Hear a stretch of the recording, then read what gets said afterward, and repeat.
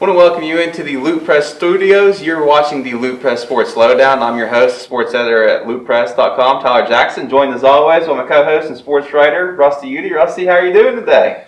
Doing pretty good. Woke up this morning trying to figure out what day of the week it was after covering a high school game on a Sunday. I didn't know what day of the week it was when I woke up, so it was kind of interesting, but finally got my head together and remembered it's Monday. Yeah, absolutely. There was a lot that's gone on since the last time we had a show, and we took last week off because there wasn't really any new information at the time that we usually record.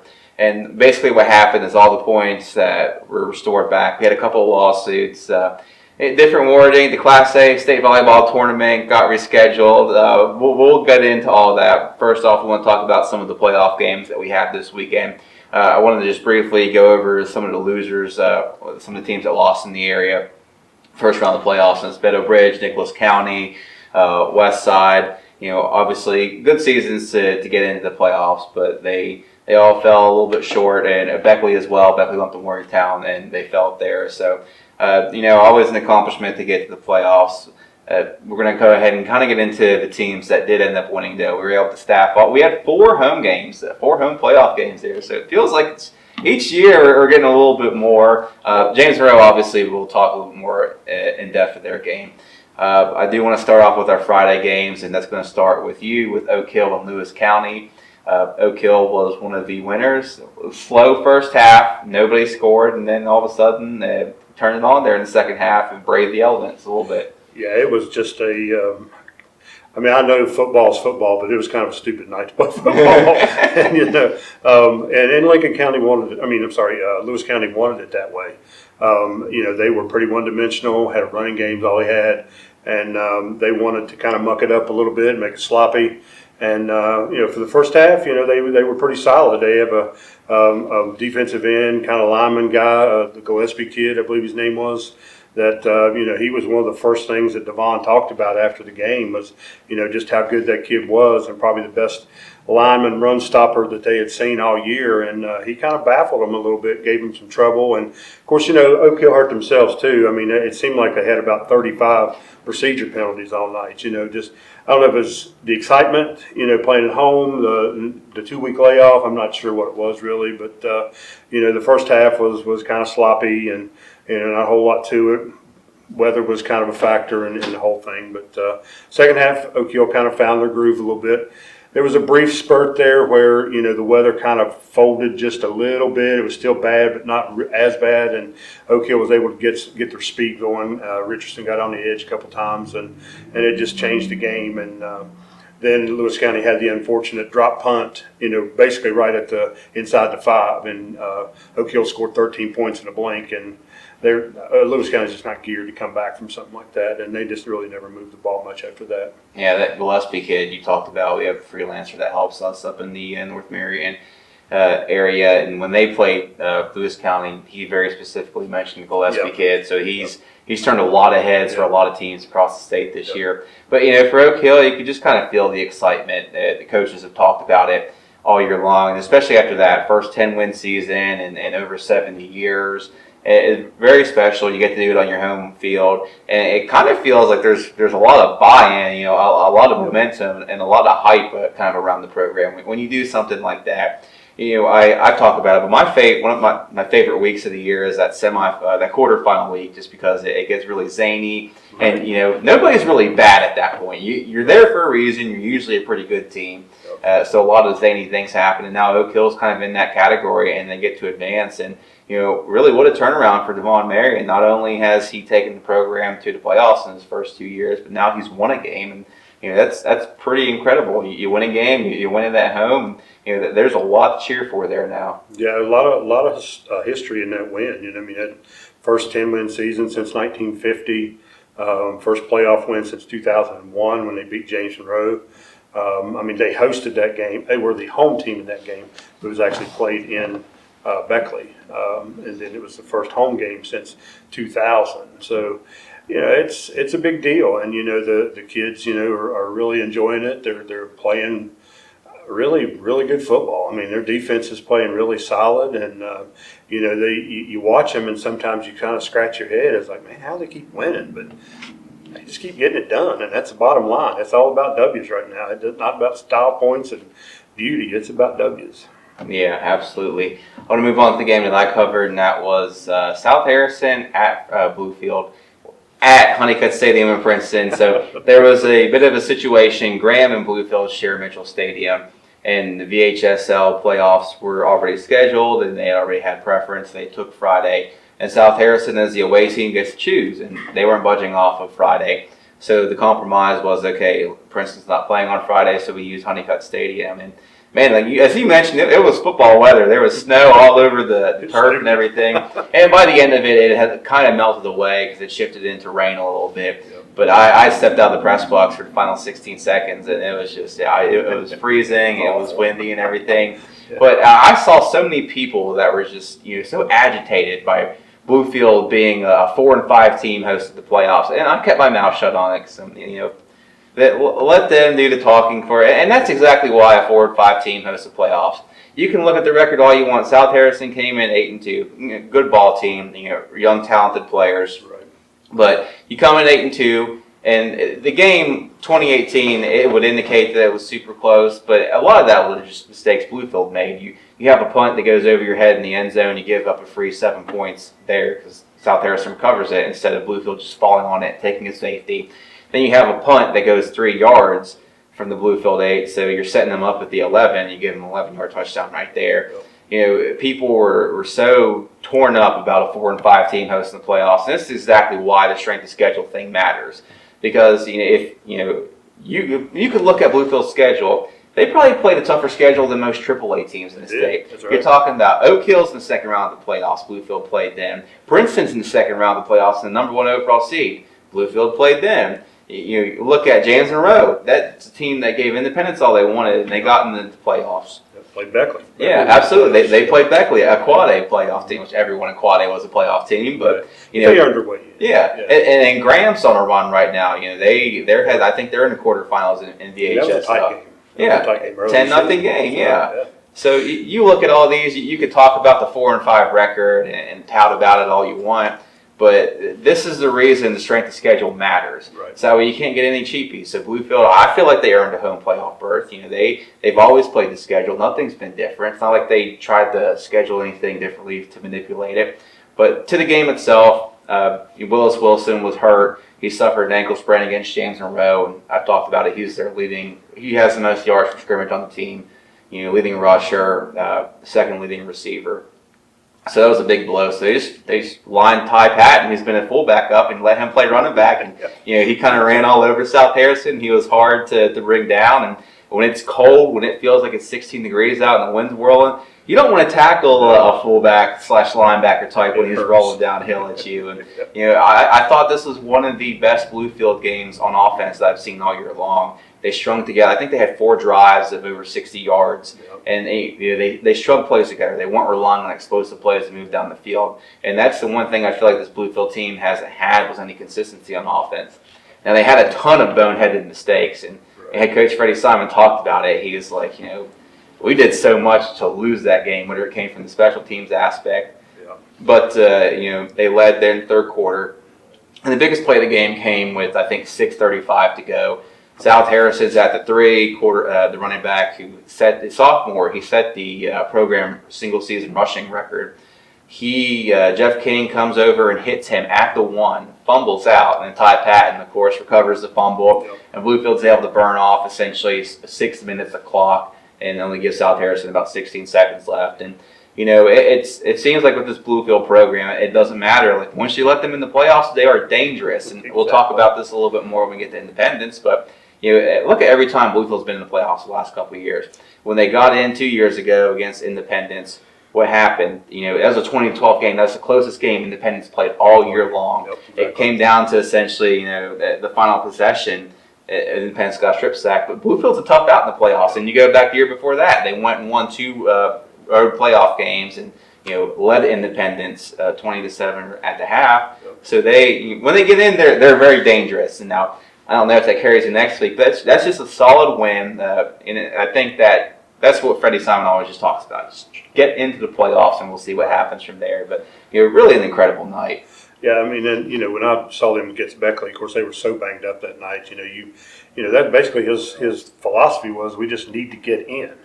And I have a lot of respect for Freddie, but at that point you're kind of thinking, man, how can this team get into playoffs? I mean, they just look so bad, But a lot of factors in that, and I'll throw a little gasoline on the fire too, because if people don't want Bluefield getting in with that kind of a record, then play them. Yeah, absolutely. I mean, nobody plays them, and that's what they forced Bluefield to do, is to play these teams. And and typically most years they compete with those teams, so they clearly prove they belong.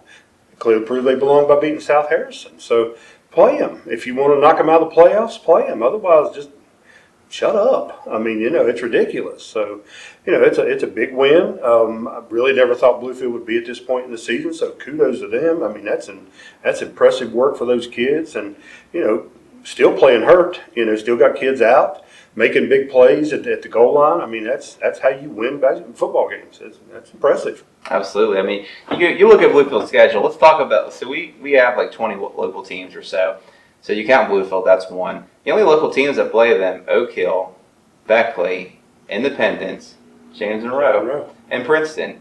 And I mean, those are all upper class, so you get a chance. And there's only two of them in their class. James Monroe and Independence. We're not going to call people out right here, but look at the AA schools that are around. Play them.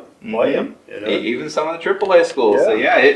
Yeah. So that's my thing. I just got tired of hearing that. And I thought about commenting on it. I was like, let's just let the game play out. And so you see I thought they earned it. And then 20-18, he could have been a lot worse than that. Yep. So kudos to Bluefield. Yeah. Good job.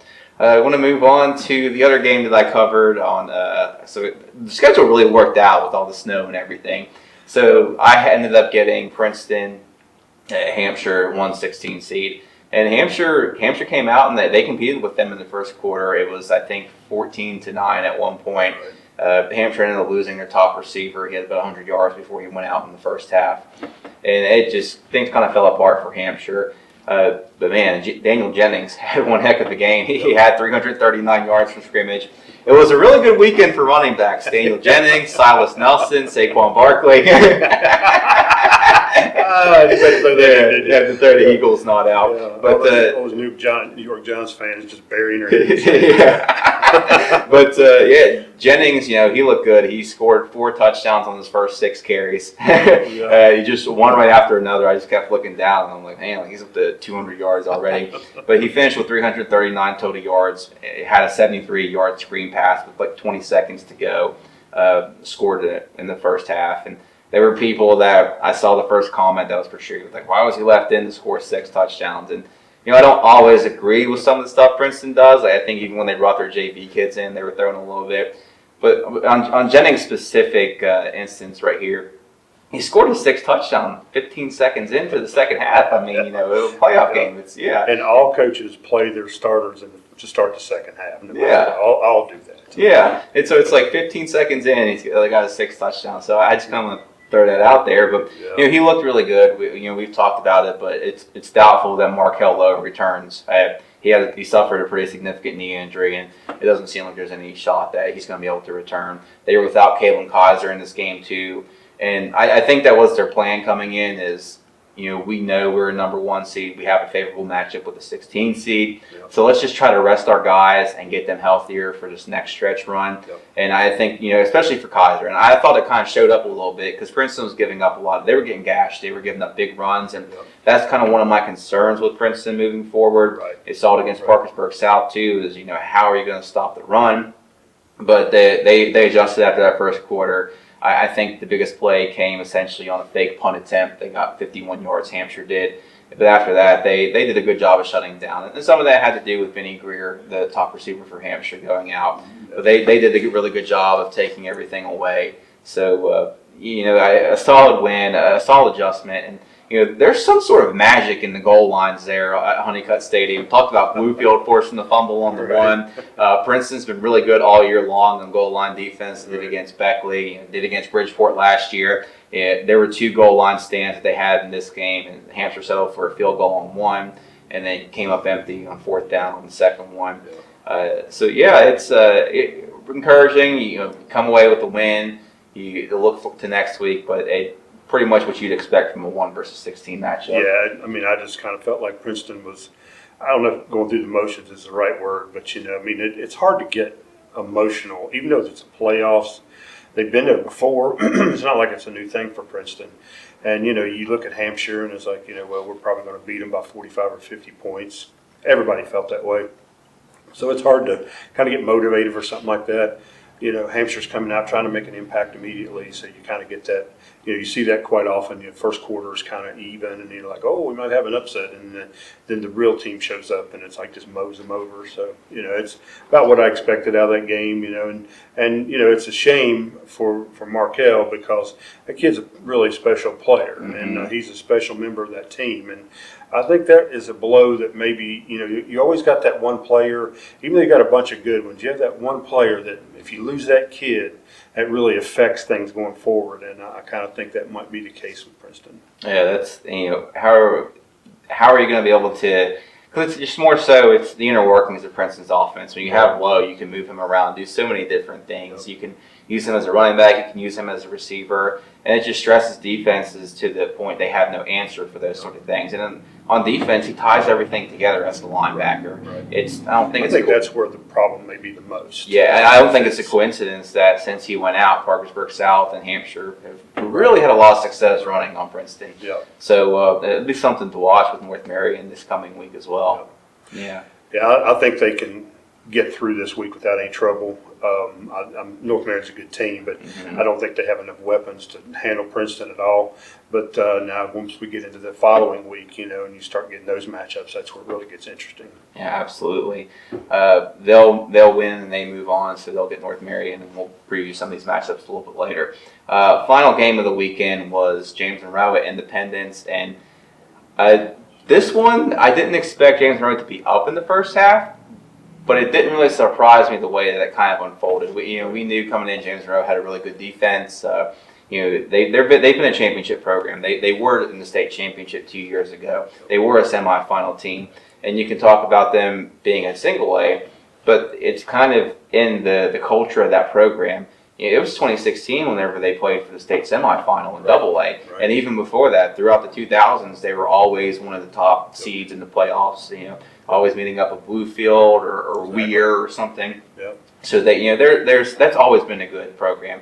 And they came in and they gave Independence everything they wanted in the first half, and then Silas Nelson gave their defense everything that he wanted to do there in the second half. Yeah, 300 over 300 yards rushing. He was the man, and it's funny to think that'd probably be the highest mark of program history if Judah Price hadn't capped his career with that insane showing against Herbert Wheeling. Yeah.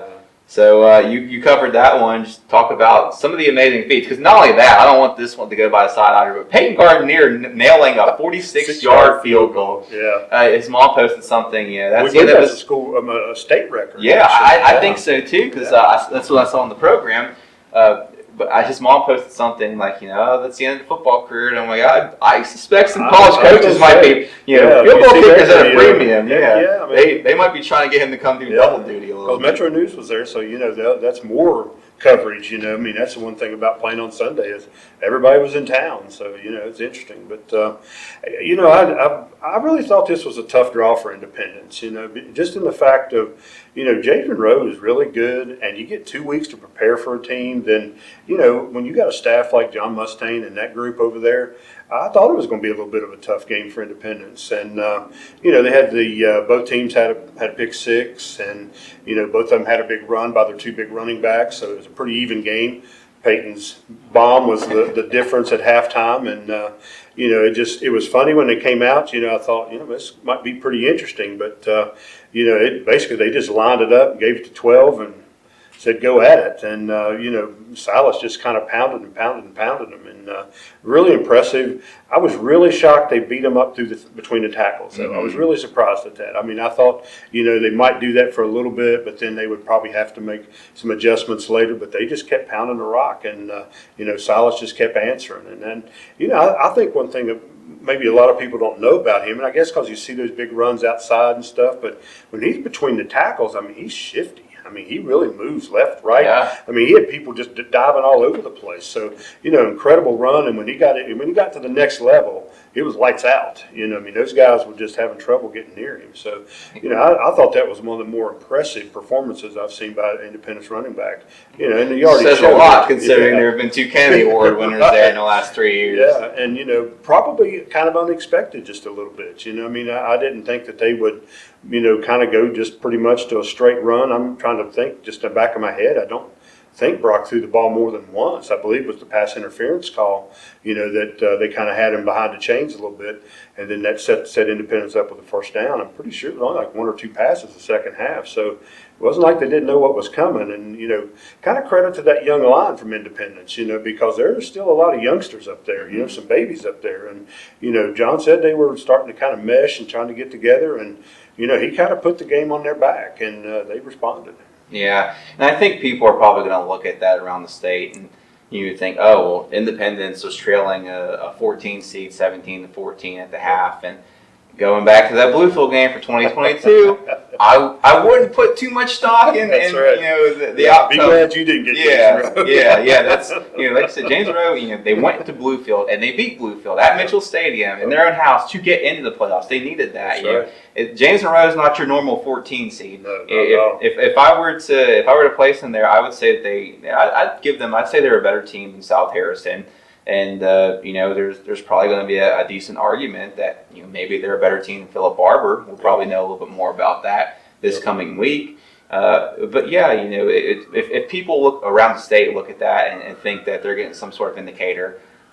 Let me just take you back to 2022 and show you. And they lose Dowdy. Leighton Dowdy gets hurt there early in the second quarter.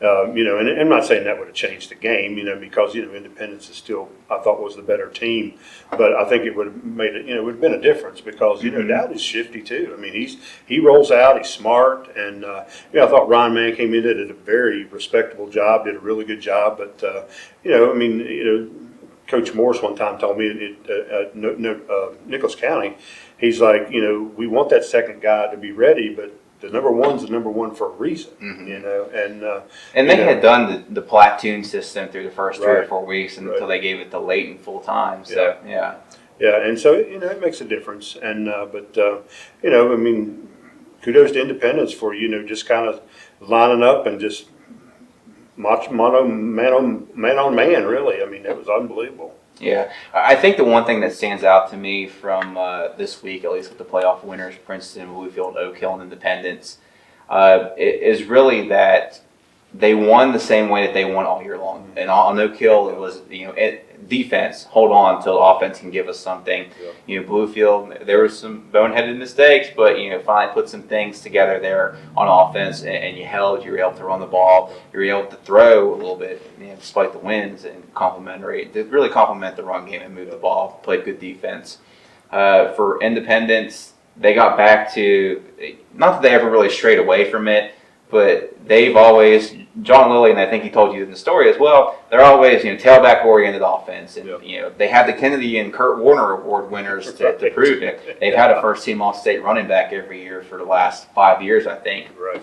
So that was just another signature performance.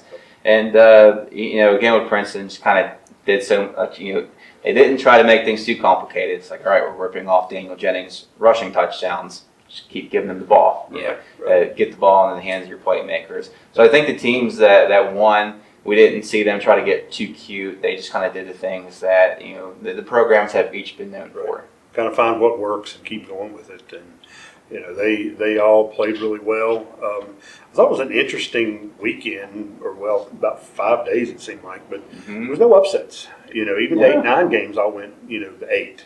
And, I don't know if I can recall a year. I'm sure there probably is. You can't remember everything. But, you usually don't see that. You see, and really it was only like 3 games that were, even a possibility. The Bluefield game, the GW Hurricane game, and I think it was one other sort of close game, Parkersburg South and Washington. But pretty much chalk was the way the weekend went. Yeah, the 7-10 games got pretty interesting. So, yeah, absolutely. I want to move on to the games that we have this week. We have Herbert Hoover and Oak Hill. That one's going to be Friday at Herbert Hoover. And North Marion at Princeton, that one's going to be Saturday at Princeton. And then Philip Barber at Independence, that one's going to be Saturday. And then to cap it off, Bluefield's going to Frankfort on Saturday. Most of those, I'm not surprised by the dates. The one that does surprise me a little bit is North Marion. I thought they'd probably maybe want to play on Friday.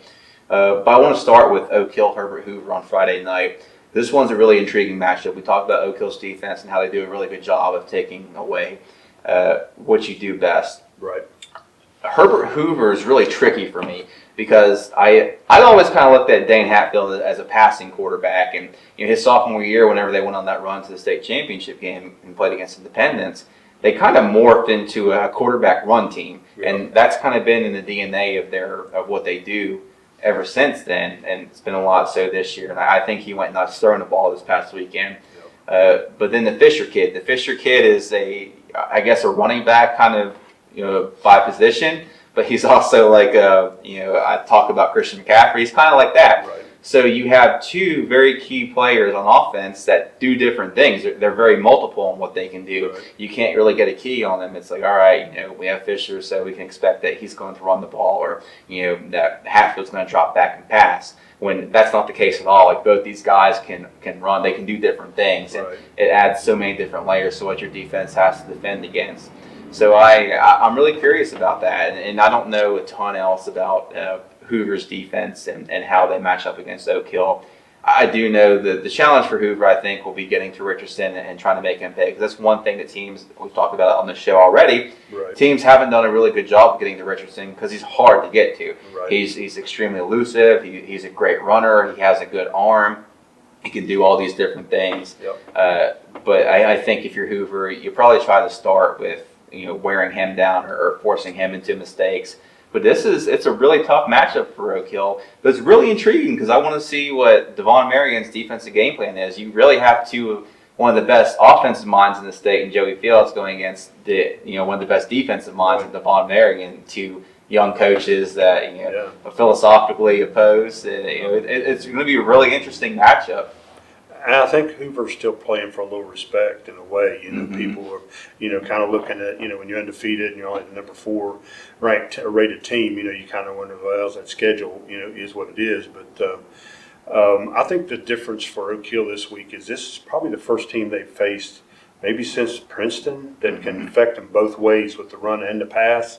And not only with the pass, but, Hatfield can run the ball, out of that passing formation. So, you kind of always think about, Lamar Jackson kind of, you got to really have a spy on this kid. You can't let him, break off 10, 15, 20-yard runs on you, because those are backbreakers, especially when you're 3rd and long or something like that. So I'm interested to see how they respond to this too, how they, handle this. It's Hoover's got an explosive offense, but I think the key for Oak Hill is they don't want to have to kind of keep them off the field. They're going to have to kind of run it, pound it, do some things to keep first downs and stuff like that. And I think Richardson's playing really good right now. I mean, the game the other night was not an indicator of how he's been playing. The last 2 games of the season, he played really well. He's been smart. He's really quick to the edge. And I really haven't looked over Hoover's schedule, but I'd be shocked if they played a quarterback as fast as Richardson. I mean, he's really going to cause them trouble when it comes to that. And, even in the terrible situation, the terrible weather, Friday night, I thought he threw the ball well. There was a couple drops where he hit 2 guys right in the hands. It would have been 40 to 50-yard catches. And, I was sitting down on the kind of the angle on the sideline of one pass, and he threw it, and it was right smack on line. Wind blew it all the way over inside the hash marks. So, it was, he's playing well, and his numbers may not indicate it, but he's playing really well. So, if it's a decent weather game, he could be a big factor in the pass game. Yeah, I think for Hoover, and this is just off the top of my head, I could be wrong. I think the best quarterbacks that they've played are probably Moody from Nitro, who has thrown for a lot of touchdowns, and that game went to overtime. And the other one, maybe Brock. Brock Green from Independence. Right. They opened the season against him. And that was obviously his first career start. But yeah, just really an intriguing matchup. To see what each coach wants to do. I think for Oak Hill though, you cannot wait too long to get your offense going. I think you're going to have to find something early, and then you get points on the board. Yeah, I think it's going to be a little bit like the university game. You're going to have to score a little bit. I mean, you can only hold that offense down to a point. Even good defenses. Absolutely. Another thing that kind of stands out is it's going to be really cold this weekend. This might be Extremely cold. One of those games where you might be able to pound JD Moritz at him a lot and try to go that way. And he's obviously a force on the defensive side of the ball. I had another coach tell me that he's probably one of the top 5 defensive players south of Charleston.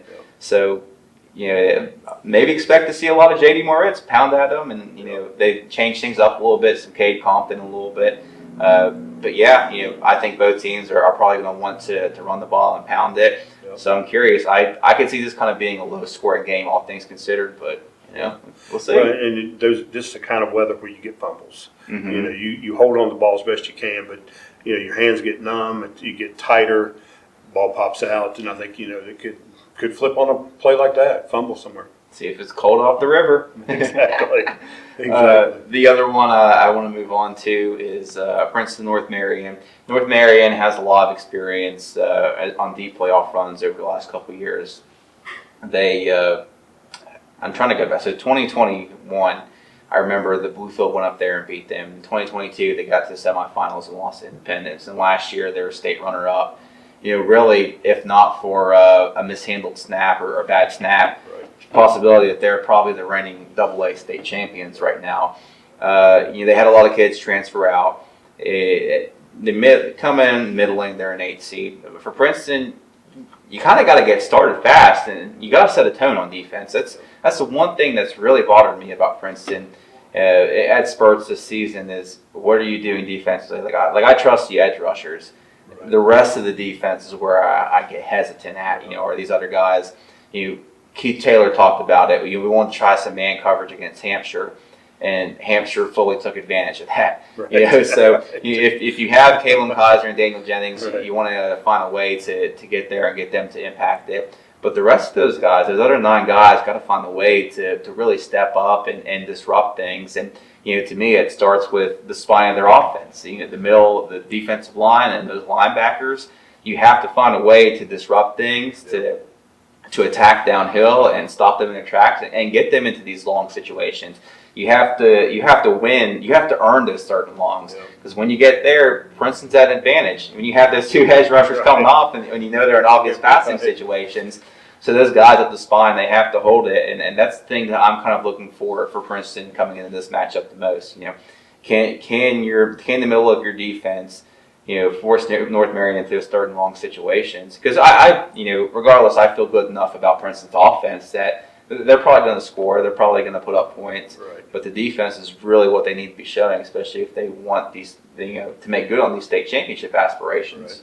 I don't know a whole lot about North Marion and what their offensive scheme is, but again, it's one of those things where you probably want to try to keep Princeton off the field, and since they have been vulnerable to that run, I would think that would be the way to attack them. Is try to maintain the clock, run the ball, and try to win the game that way, but with shorter possessions. But again, it's like you said. I mean, we're kind of in a stretch there. We're about 3 days in a row.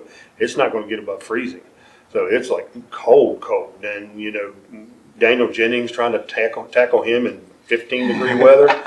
Good luck. And that kid's every bit of 6'2", 6'3". When he's barreling down at you, he's like a tight end. Yeah, he's a running back, tight end with speed, and he hurts you. Yeah, it's just it's hard to get him down. He's coming he's a D1 dude for a reason. He's impressive.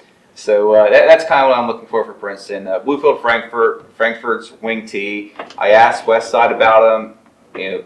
Coach Koger at Westside was pretty honest. He said, I'm not sure that anybody in AA can beat them, and for good reason. I saw some of the highlights. They ran the ball. They threw the ball very well against Westside. Won that one pretty convincingly.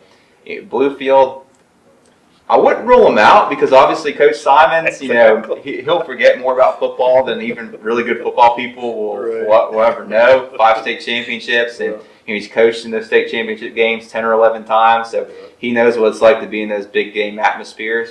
But his kids, it is a younger playoff group. They were mostly unexperienced going into this game. So they'll go up to Frankfurt and see if they can kind of keep up that defensive dominance. They have a lot of history with wing T programs. Wayne ran it for years whenever they met in state championships. Bluefield at times has run it before. So they know what to do. It's just whether or not you can get out there and you can execute it. And can you keep Frankfurt's offense at bay? And then on the other end, can your offense do things? Will Wilson be back? I don't think that Ty Patton's going to be allowed to rush for 170 yards this time. Can those receivers still make plays for Simpson, and can you move the ball down the field? And more than anything, can you cut out the boneheaded mistakes? They just have these weird things, whether it's they're late getting lined up or getting the play in, or the special teams miscues or defense or offensive miscues. So that's that they have a lot going against them, but I wouldn't say it's necessarily a done deal, but it's a very steep hill for Bluefield to climb. Yeah, we've talked about this a lot, and not just with Bluefield, but with Princeton and all these teams. That these kind of things are escalated at this point, especially in the quarterfinals. And when you make silly mistakes, they're just escalated, and it just kills you. And the worrisome part is like, okay, we're into the playoffs now. These things should be minimized at this point, and they're really kind of not. So, I think it's going to take an extremely good effort from Bluefield. Typically you watch a 1-8 game, and if the 8 would win, you're like, wow, that's hard to believe. It wouldn't be quite as hard to believe this time around because it is Bluefield. But, everybody I've talked to rave about Frankfurt and just how good they are. So, yeah, it's going to be a mountain to climb. Absolutely. And then moving on to Independence, they'll host Philip Barber on Saturday.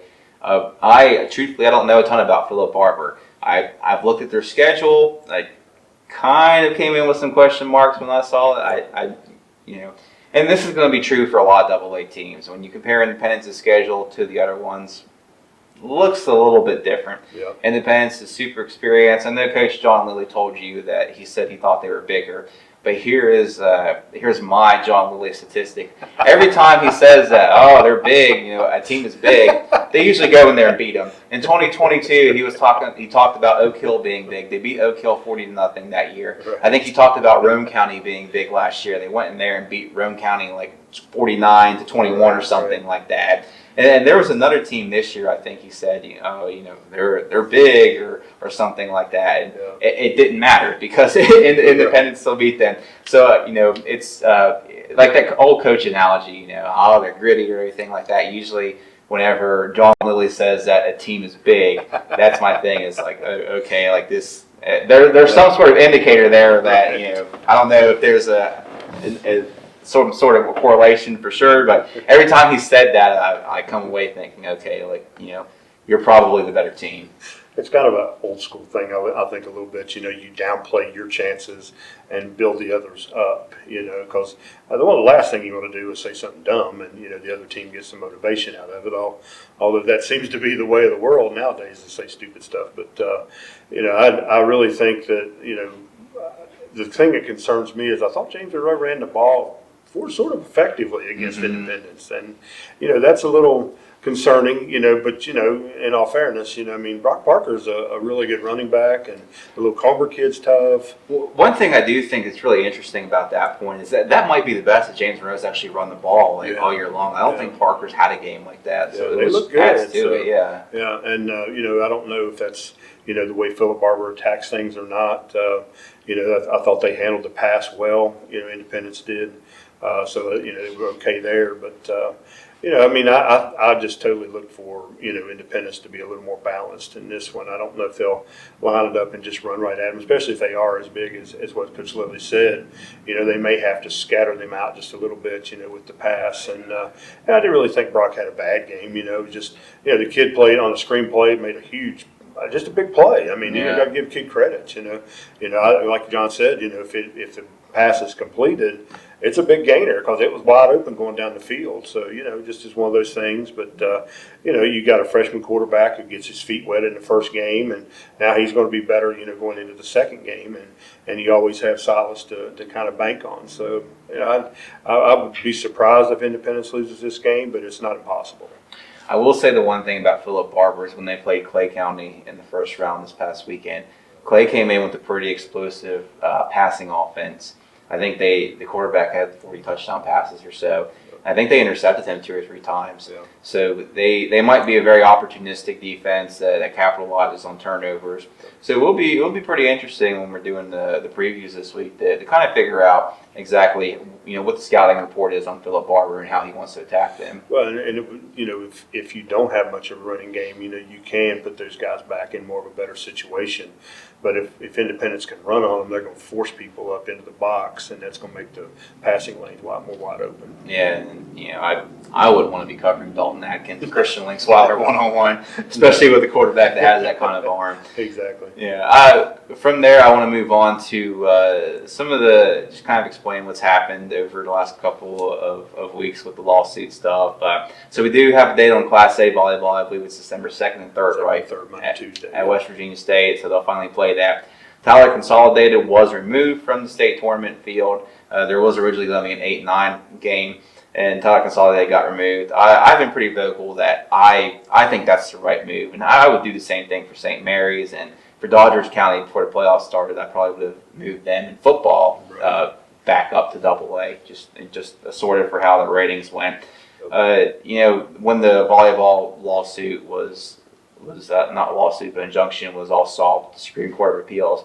The way the language read to me was essentially the SSAC has the full ability to enforce its own rules and go about like that. So I hope we don't get any more classification challenges, because I've been told St. Mary's is one of the ones that's wanting to try to do it for girls basketball and maybe boys basketball as well. So I could see that, and then you open the floodgates of a bunch of other injunctions. And if you push the state tournament back in basketball, you cannot get to Charleston Coliseum. Like, they booked that thing out, for concerts and different things. Yeah. So you could cost everybody the state tournament experience. And I think that for Tyler Consolidated, whoever made those decisions to go through with that appeal, you're probably feeling pretty awful about it. You cost your kids even the chance to really compete for it. Exactly. I know there's blame being pushed around everywhere. I think it just boils down to Tyler Consolidated elected to pull the trigger.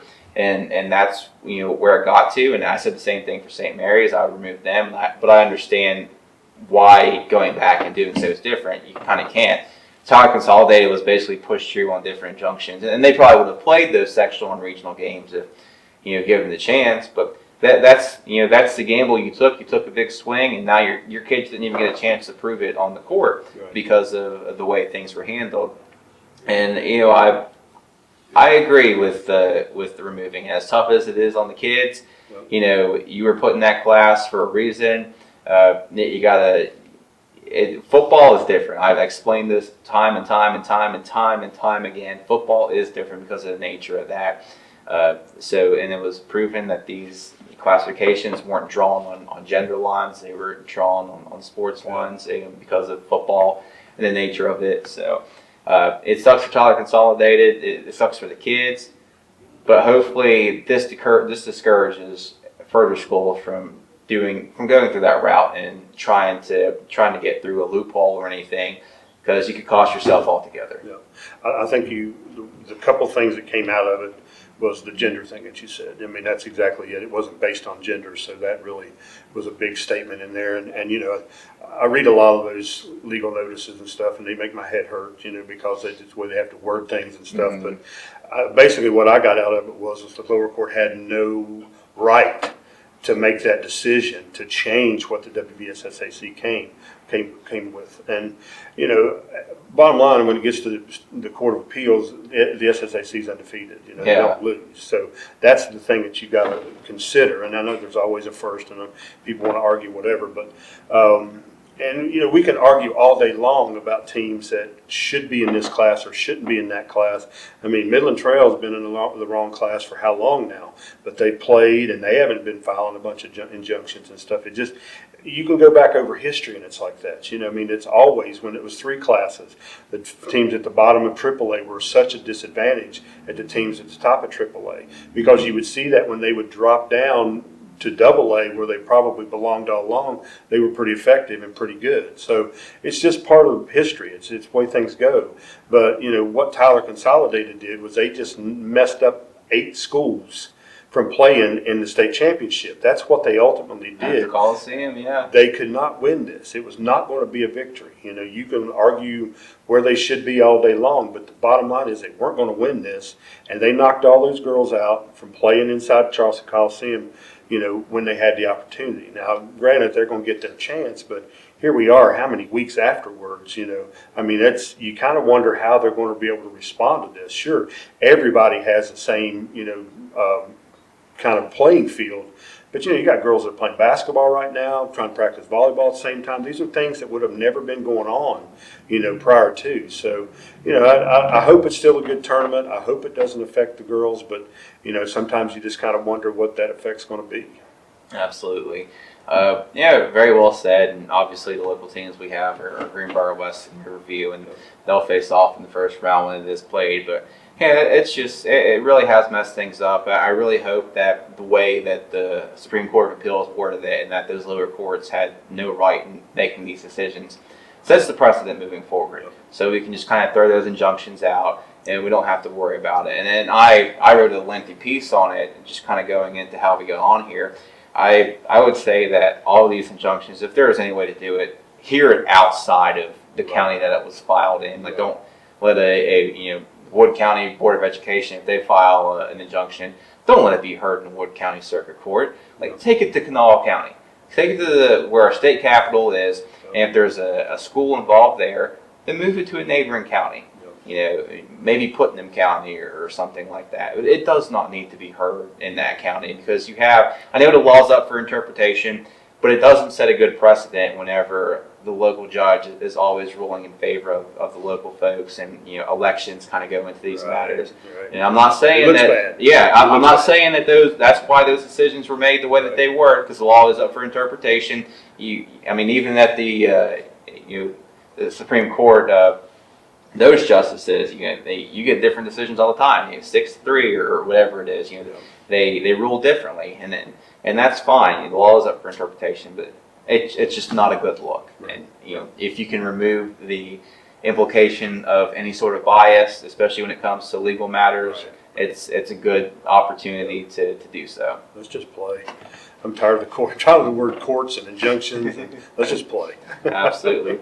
Well, do you have any final thoughts before we wrap this thing up? No, I mean, it just seems like everything's in a whirlwind right now with basketball, really on the cusp of startings, volleyball, state tournaments, and then with football. But, it's kind of is what it is. I'm not too excited about that cold weather this weekend. So. Yeah, absolutely. Might be another weekend where I camp out in the press box. So. Yeah, 22. The lows of 22 degrees don't sound fun at all. Yeah, that's not good. Especially up at Independence, up on that hill. Oh, no, yeah, it gets cold. It gets very cold. Well, for my co-host Rusty Udy, I'm Tyler Jackson. I'm going to give a shout out to our producer and editor, Austin Sims. Thank you guys for tuning in. We'll see you next week, recapping all the quarterfinal action and hopefully previewing some semifinal matchups. Should be fun.